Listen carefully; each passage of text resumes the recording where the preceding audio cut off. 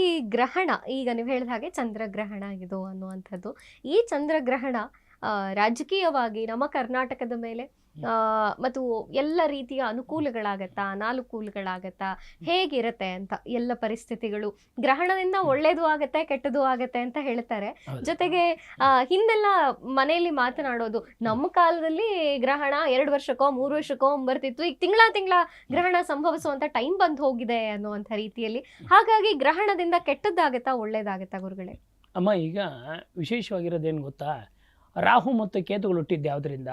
ಪುರಾಣ ಗ್ರಂಥಗಳಲ್ಲಿ ವಿಷ್ಣು ಭಾಗವತ ಪುರಾಣದಲ್ಲಿ ನಮ್ಮ ಪುರಾಣದಲ್ಲಿ ಉಲ್ಲೇಖ ಏನು ಮಾಡಿದ್ದಾರೆ, ಅಮೃತ ಈ ಸಮುದ್ರ ಮಂಥನ ಮಾಡಿದಾಗ ಮೇರು ಪರ್ವತನ ಇಟ್ಕೊಂಡು ಸರ್ಪವನ್ನೇ ಸುತ್ತಿ ಸಮುದ್ರ ಮಂಥನ ಮಾಡಿದಾಗ ರಾಕ್ಷಸರು ದೇವದಾನವರಿಬ್ಬರೂ ಕೂಡ ಹೇಳಿದಾಗ ಏನಾಯ್ತು, ವಿಷ ಬಂತು, ಶಿವ ಕುಡ್ದ, ಕಾಮಧೇನು ಬಂತು, ಜ್ಯೇಷ್ಠ ಲಕ್ಷ್ಮಿ ಹುಟ್ಟಿದ್ಲು, ಇವೆಲ್ಲ ಉತ್ಪತ್ತಿ ಆಯ್ತು. ಈಗ ಉತ್ಪತ್ತಿ ಆದಾಗ ವಿಶೇಷವಾಗಿರ್ತಕ್ಕಂಥದ್ದು ಏನಾಯ್ತು, ಈ ರಾಹು ಕೇತುಗಳು ಅಮೃತವನ್ನು ಪಡ್ಕೊಂಡು ಅಮೃತತ್ವಕ್ಕೆ ಹೋಗಬೇಕು ಅಂತ ಪ್ರಯತ್ನ ಪಟ್ರು. ವಿಷ್ಣು ಮಾಯಾವಿಲಾಸಿಯಾಗಿ ಬಂದು ಆ ಅಮೃತವನ್ನು ತೆಗೆದುಕೊಳ್ಳಕ್ ಹೋದಾಗ ಶಿರಚ್ಛೇದನ ಮಾಡಿದ್ರು ಮಾಯಾವಿಲಾಸದಲ್ಲಿ.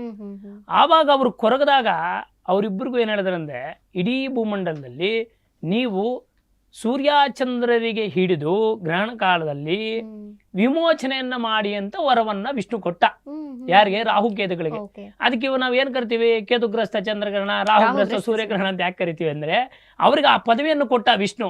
ನೀವು ಈ ತರ ಮಾಡ್ಕೊಂಡು ನೀವು ಶಾಪಗ್ರಸ್ತದಿಂದ ವಿಮುಕ್ತರಾಗಿ ಅಂತ ಹೇಳ್ಬಿಟ್ಟು, ಅದಕ್ಕೆ ರಾಹುಗೆ ಏನಿದೆ, ಶಿರಸ್ಸಿಲ್ಲ, ಕೇತುಗೆ ಏನಿದೆ, ಒಂದು ಕೃಂಡ ಇಲ್ಲ, ಒಂದು ಮುಂಡ ಇಲ್ಲ.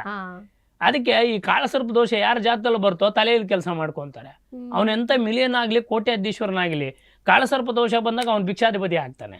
ಯಾರ ಜೋದಕ್ಕೆ ಕೆಲವು ಬಾರಿ ಕಾಳಸರ್ಪ ಯೋಗ ಆಗತ್ತೆ, ಕೆಲವು ಬಾರಿ ಏನಾಗುತ್ತೆ, ಕಾಳಸರ್ಪ ದೋಷ ಆದಾಗ ಕೋಟ್ಯಾಧಿಪತಿ ಅವನು ಭಿಕ್ಷಾಧಿಪತಿ ಆಗ್ತಾನೆ. ಅಂದ್ರೆ ಯಾವುದೋ ಒಂದು ಕಾರಣಕ್ಕೆ ಅವನು ಎಲ್ಲವನ್ನು ಕಳ್ಕೊಂತಾನಂತೆ. ಅದಕ್ಕೆ ರಾಹು ಬಾಲ ಕೇತು ತಲೆ ಅಂತ ಹೇಳ್ತಾರೆ.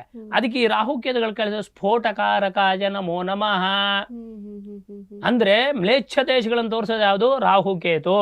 ಇದನ್ನ ಈ ಕಥೆ ನಿಮ್ಗೆ ಯಾಕೆ ಹೇಳಿದೆ ಅಂತಂದ್ರೆ, ನಮ್ ಜನರಿಗೆ ಗೊತ್ತಿರ್ಬೇಕು ರಾಹು ಅಂದ್ರೇನು, ಕೇತು ಅಂದ್ರೇನು, ಈ ಗ್ರಹಣ ಯಾಕೆ ರಾಹುಗ್ರಸ್ತ ಕೇತುಗ್ರಸ್ತ ಅಂತಲ್ಲ, ಅದಕ್ಕೆ ಅರ್ಥ ಗೊತ್ತಿರ್ಬೇಕಲ್ಲ. ಗೊತ್ತಿಲ್ಲ, ಮೀನಿಂಗ್ ಗೊತ್ತಿಲ್ಲದೆ ಪಾಪ ಮಾಡಕ್ ಹೋದ್ರೆ ಅದು ಅರ್ಥನೂ ಇರಲ್ಲ. ಆದ್ರಿಂದ ಇದನ್ನು ತಮಗೆ ತಿಳಿಸ್ದೆ. ಆದ್ರಿಂದ ಈ ಇರ್ತಕ್ಕಂಥ ನಮ್ಮ ಕೇತುಗ್ರಸ್ತ ಚಂದ್ರಗ್ರಹಣ ಈ ಮಂಗಳವಾರ ಏನ್ ನಡೀತಾ ಇದೆ, ಒಂದು ಬಂದು ನೋಡಿ, ಕುಂಭರಾಶಿಯಲ್ಲಿ ರಾಹು, ಸಿಂಹರಾಶಿಯಲ್ಲಿ ಕೇತು ಇದೆ. ಇದ್ರ ಜೊತೆಲಿ ಏನಾಗುತ್ತೆ ಅಂದ್ರೆ, ನಮಗೆ ಕೊರೋನಾ ಬಂತು.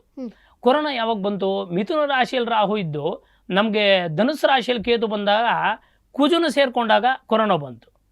ಸದ್ಗುರುಗಳಾದಂತಹ ತ್ರಿಕಾಲ ಜ್ಞಾನಿಗಳಂತ ವೀರಬ್ರಹ್ಮೇಯ ಸ್ವಾಮಿಗಳು ಆವಾಗಲೇ ಹೇಳಿದ್ರು, ಅದನ್ನ ಕರನಾ ಅಂತ ಕರೆದ್ರು. ಕರನಾ ಅಂತ ಕರೆದ್ರು ಅದನ್ನ. ಅದರ ಅರ್ಥ ಕೊರೋನಾ ಅಂತ ಇವಾಗ್ಲೂ ಇದೆ. ವೀರಬ್ರಹ್ಮಾದಿ ಹಿಸ್ಟ್ರಿಯಲ್ಲಿ ಇವತ್ತು ತೆಗೆದು ನೋಡಿದ್ರು ಇವತ್ತೂ ಇದೆ. ಅವರು ತ್ರಿಕಾಲ ಜ್ಞಾನಿಗಳವರು. ಆವಾಗ ಸತ್ಯ ನ್ಯಾಯ ಧರ್ಮ ಅಂತಕ್ಕಂಥದ್ದು ತ್ರಿಕಾಲ ಜ್ಞಾನಿಗಳಾದ್ರಿಂದ ಅವರು ಅಲ್ಲಿ ಮೆನ್ಷನ್ ಮಾಡಿದ್ದಾರೆ. ಅದರಲ್ಲಿ ಅವರು ಕಲಿಯುಗದಲ್ಲಿ ಏನಾಗ್ತೆಲ್ಲ ಮೆನ್ಷನ್ ಮಾಡಿದ್ದಾರೆ ಅವರು ಸದ್ಗುರುಗಳವರು.